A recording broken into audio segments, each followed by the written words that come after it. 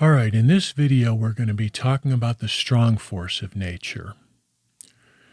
In the series as a whole, we've been working on taking our entire reality structure for the human race through a paradigm shift into a new, higher construct of reality.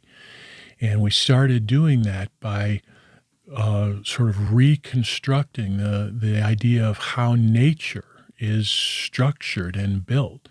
And we said that there are different time, size, speed levels.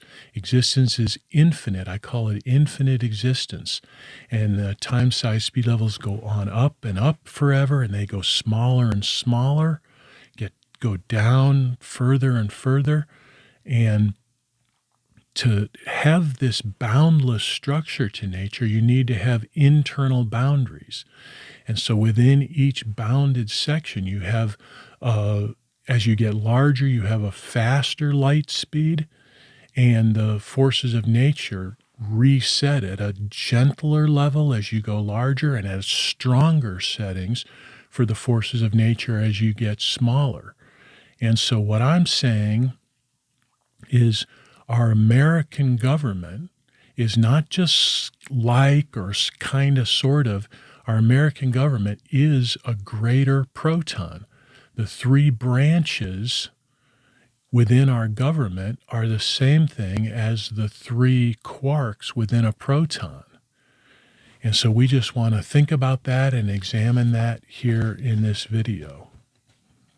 In a proton, there are two up quarks, which are positively electrically charged, and there is one down quark, which is negatively electrically charged.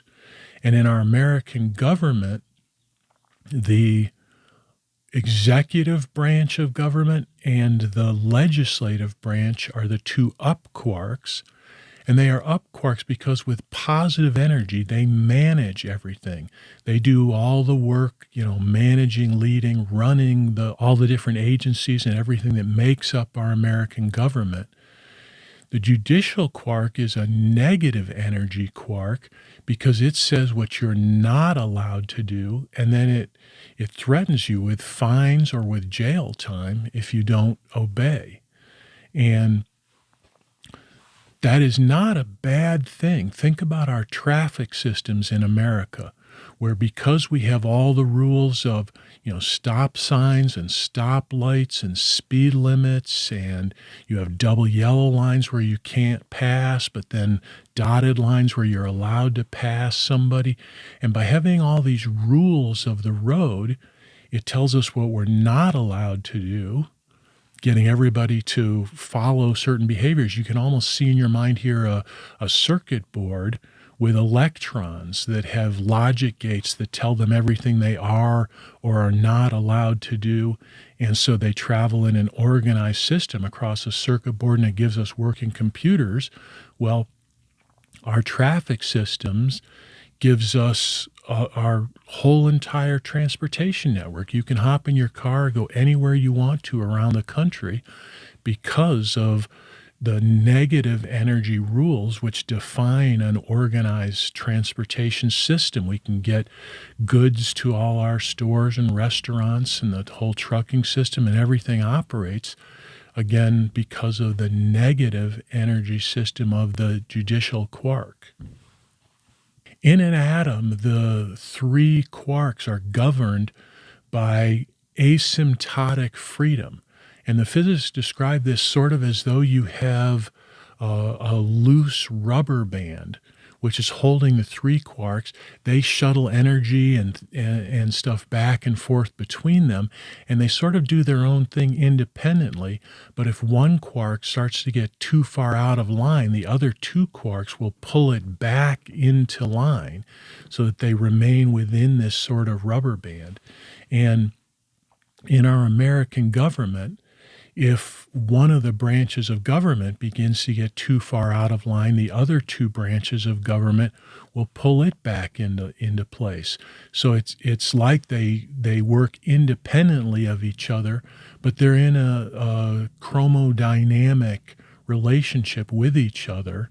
And so if, for example, the executive branch of government wants to do something on immigration or something, and so they start trying to pass rules or sign things into law. And if the judicial or legislative branches don't agree with that, then this is this asymptotic freedom. They're sort of like inside the loose rubber band. They will begin to reel the executive branch back into place by making judicial decisions or legislative enactments or decisions or something like that. In a proton, there's a total positive electric charge of +1. The two up quarks each have 2/3 electric charge, so that's 1 1/3. And then the judicial, the negative quark, has a -1/3 electric charge. And so that comes to a total of +1. And then the judicial quark is, we've talked about this in an early lecture, so it's like a negative energy quark putting out this small amount of negative electric energy. And so the greater electron comes and locks in around that judicial quark. And this is our whole new electric world. It's the media, legacy media, it's the internet, it's broadcast television, it's the late night comics, it's all the electric world stuff that focuses on government is the embodiment of a greater electron. And where the judicial branch judges officially, it makes official judgments, the media basically judges unofficially. They have constant negative energy. If you think of an interview where a politician is talking to somebody in the media is asking negative energy questions, and the politician is trying to give positive energy answers. And so they battle back and forth with the electron, the interviewer taking a balanced amount of energy.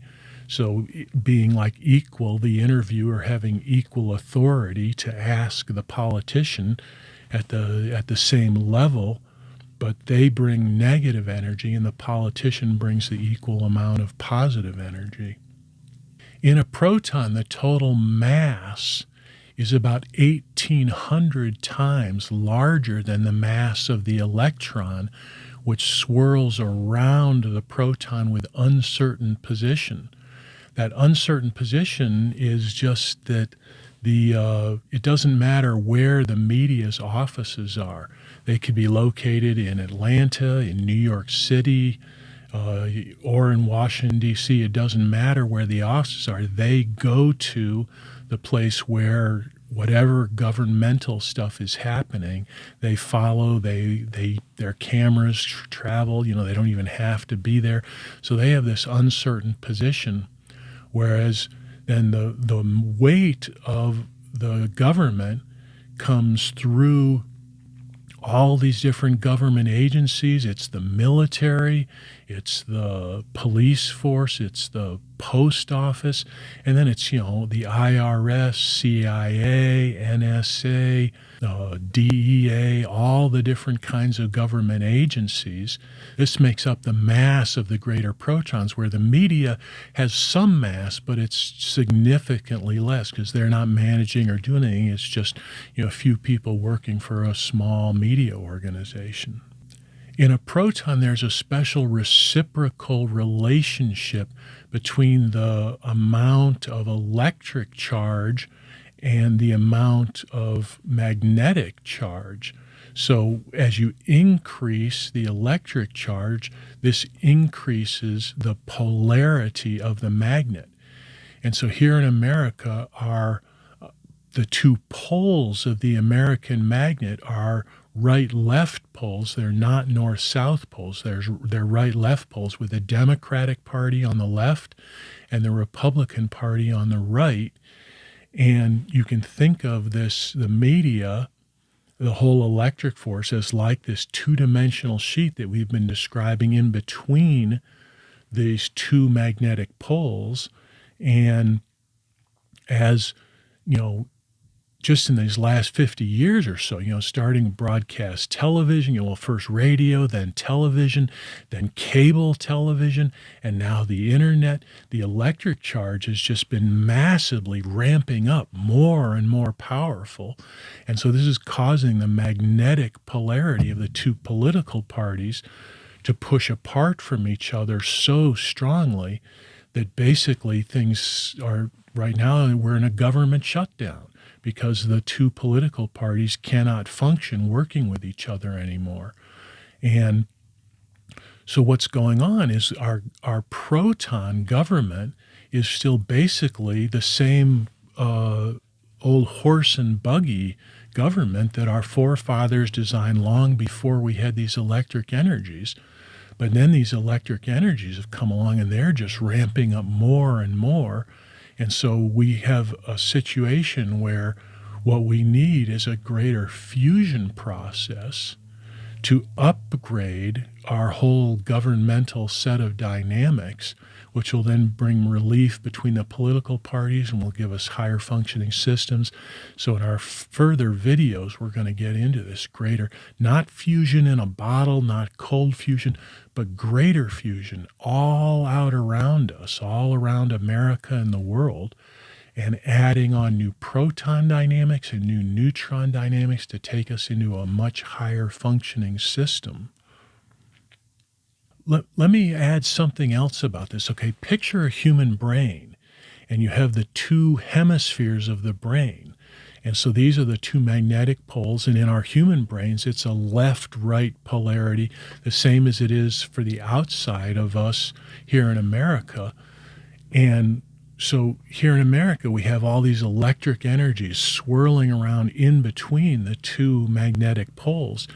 And in our human brain, all this electricity that is generated between the two hemispheres goes down our spine, and it is the electrical energies that connects in with our body through the nerves and runs our entire body.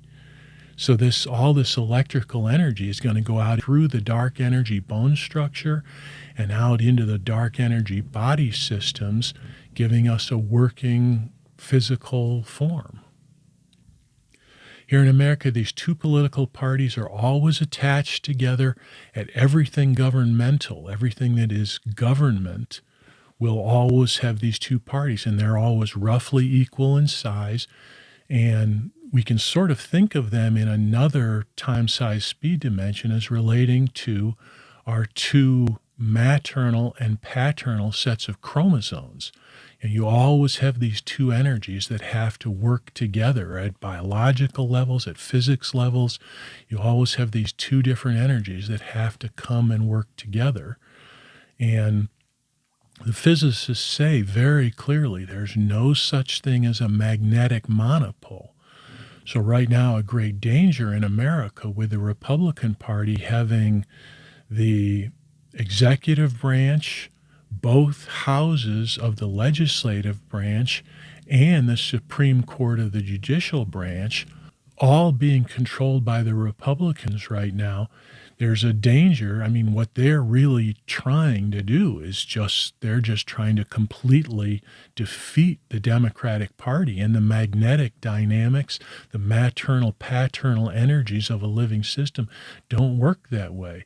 You have to have these two things working together. So part of bringing in the neutron dynamics is you take the human race, and instead of dividing us into the left and right two polar dynamics, instead the neutron begins to form a relationship between men below and women above and forms a new relationship dynamic, which then has to follow the structure of the proton, because the proton sort of sets the structural dynamics.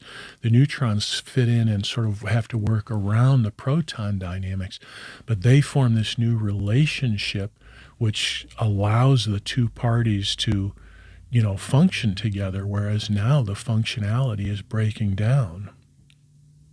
Let's talk a little bit about the three forces in relation to this sort of anthropomorphization of the three forces of nature.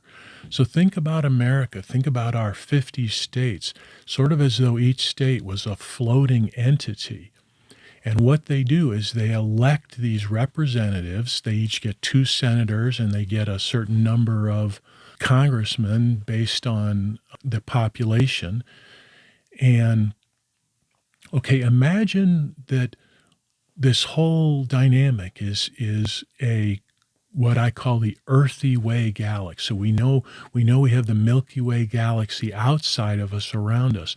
Imagine every human being, every human brain is a Bantam solar system in the Bantam earthy way galaxy. The problem is the earthy way galaxy is made up of all human beings. And so America, what the United States of America really is just one spiral arm of this overall earthy way galaxy. But picture that it has about 350 million Americans. These Americans are divided up into their 50 states. And so each senator or representative, when they get elected, they go into the higher energy nucleus, which is Washington, D.C. Their governmental position in Washington, D.C. means their brain has been sort of supercharged to an extent where their one outer self is the representative. But this is saying that their entire inner civilization has taken on the job of doing this managerial job, this governmental senator or representative job for their state. So you have a Bantam civilization that has 100 billion people in their computers working to represent that state. So you can sort of see these 50 floating states. They get locked in by the higher energies of the governmental nucleus in Washington, D.C. And that's really what holds the 50 states together. That's why the legislative branch is the magnetic branch of government. And then with the judicial branch, they have these judicial powers that work through the negative electric energy force, and we can visualize this negative energy electrical force. Really, you can think of it sort of like the all-seeing eye of Sauron. All of the cameras, we have traffic cameras, everybody has cell phone cameras, businesses have cameras, and so these cameras are essentially working for the negative energy judicial quark. One of the things we've discussed in this video series is how in another dimension of our existence, we are like an embryo at the 6 to 8 week stage of development. And right at this time is when a biological default process happens. The negative electrical energies of the mother come down into the tiny brain of this little embryo, just as it's setting up all its computers, its neural network, through the neurons all connecting together. The glial cells are independent, so we humans are greater glial cells. Our computers are greater neurons. The whole system has become electrified, and these all-seeing eyes of Sauron, of the cameras, are looking at mostly, think, how often do you see a woman get in trouble from the camera world and the negative electron world? In the world before we had all this electrical energy, men dominated through natural selection. We're bigger and stronger than the women, and so we just dominated everything. Men just completely dominated society. But this new electric force is a maternal energy force. It's coming down to us from our greater mother's body, and it favors women. Women's beauty translates up into the electric force, and men mostly, men's energies are sort of negative in the electric force, and it is a force where all these cameras everywhere, whenever they catch a man doing something bad, he can go get sent in front of the judicial branch. He goes to court and gets in trouble and gets thrown in jail or fined or whatever. So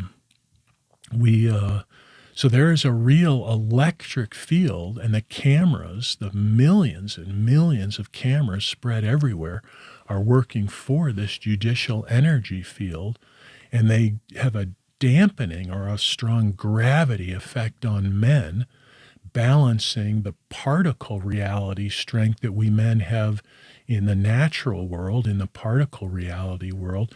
This new electric reality is a whole new reality system, a second reality system that sort of brings all this electric energy squeezing down upon us.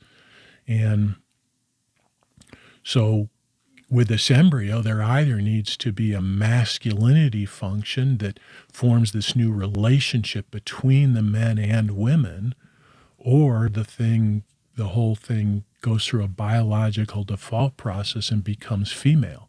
And a lot of this has to do with this greater electron energy working through not so much the judicial force, but through the greater, the judicial quark has a -1 electric energy, and it judges officially. It's the unofficial judgment, which is always leading towards, maternal, female. This is what they say, the woke, the DEI, media, all this sort of stuff is trying to turn the world to feminize us into becoming female. With the time force, we've in this series we've been talking about how, picture you have two basketballs. So you have one basketball and then you have another one, and the one of the basketballs gets shrunken way down and it becomes a core system to inside the larger basketball, but they continue to have a one-on-one relationship between these two different spheres, these two different time spheres.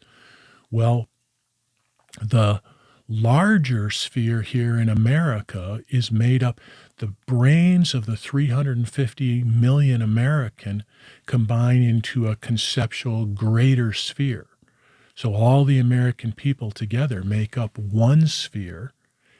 And then the brain, the executive branch, is really about the brain of the President of the United States of America. And this is why he has so much power, is his one single brain has about as much power as the 350 million other American people who are surrounding him, because there's sort of a one-on-one power or energy dynamic between those two spheres. And so if you think from the Star Wars galaxy, where you have the planet Coruscant, it doesn't really deal with the whole Coruscant solar system. It just focuses on the one single planet. But the president has an inner civilization, an inner solar system, Bantam solar system, with an inner civilization. It's probably mostly focused on one planet there that is becomes the leadership planet or leadership solar system for a period of 4 of our outer years, which may be, 100 Bantam years or some period of time.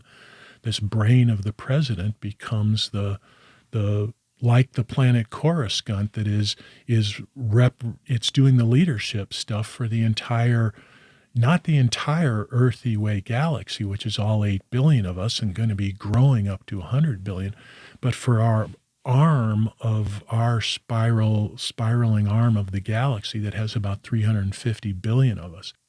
Well, I mean, we don't yet have a center for the whole galaxy. And without a galactic center, the whole system just crumbles. You need to have that supermassive greater black hole that can hold the entire system together as one working system. If the human race doesn't have that, then as an embryo, we're going to miscarry. Let me end this section about time by coming back to one of the oldest questions in the field of philosophy, which is, which came first, the chicken or the egg? We've described time, the function of time is you have magnetism and electricity, which are gauge invariant forces.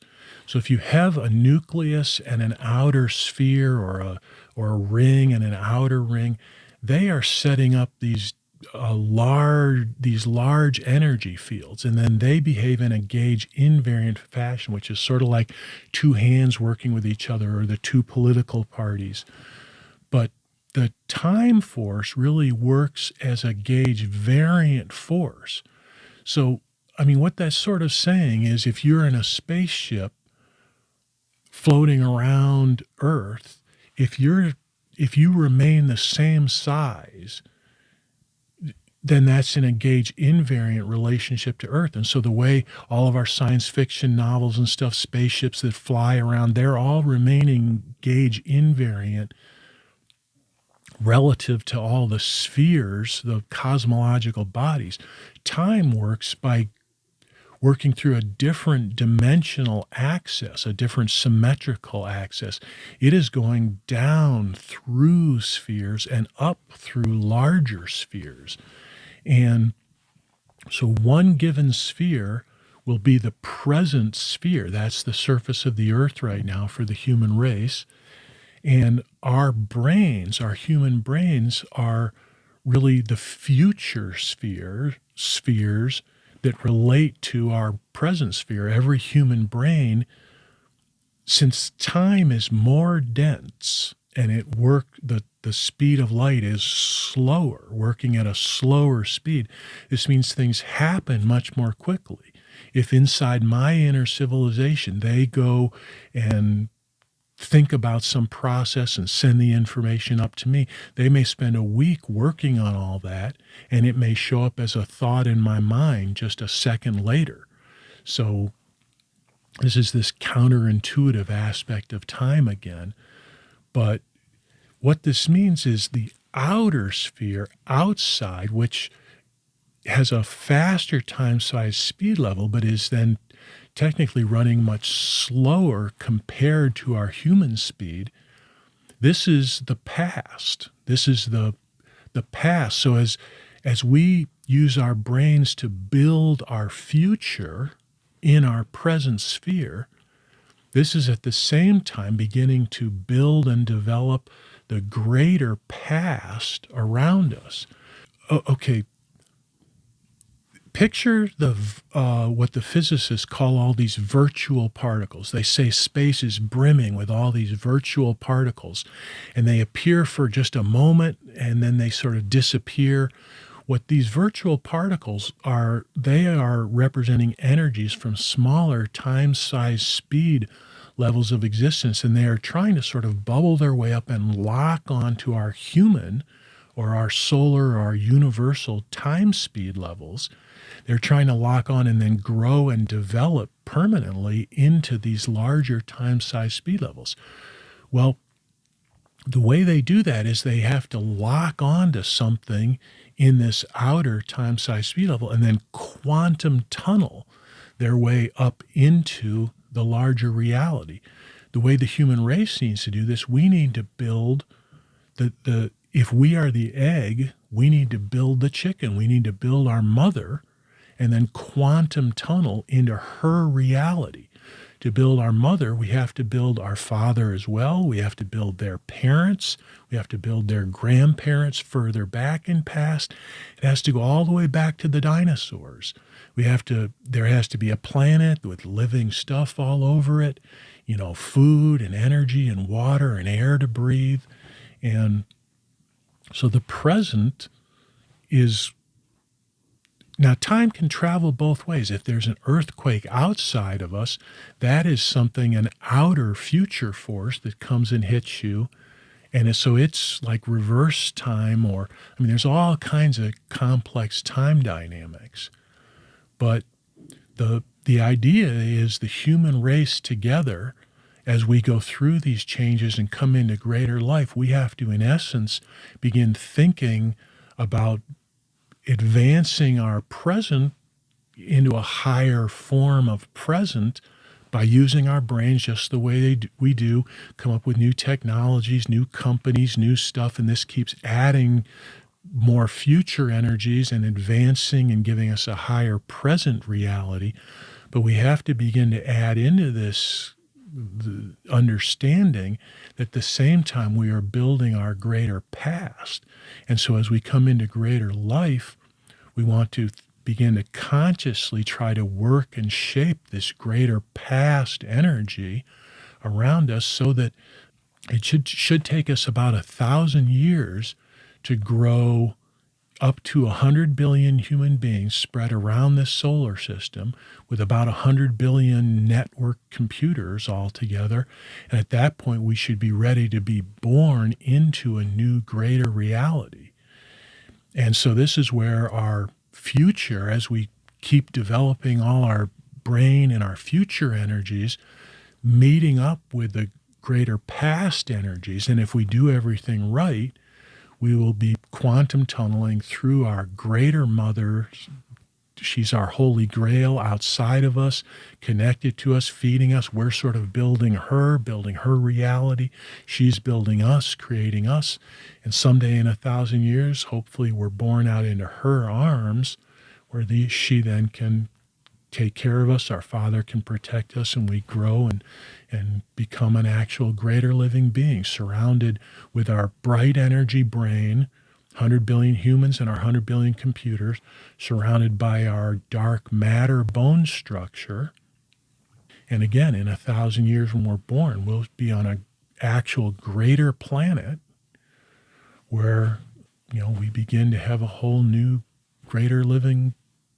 We're all together, all of us unified together, Democrats and Republicans, men and women, black and white, Jew and Palestinian, all countries, all nations, all religions. We're all going to be part of one greater living system. We'll start to develop more about the greater fusion energies and the greater neutron and addition of protons and neutrons and all of this new stuff that we need to bring together to begin advancing our process of growing into greater life in the next videos.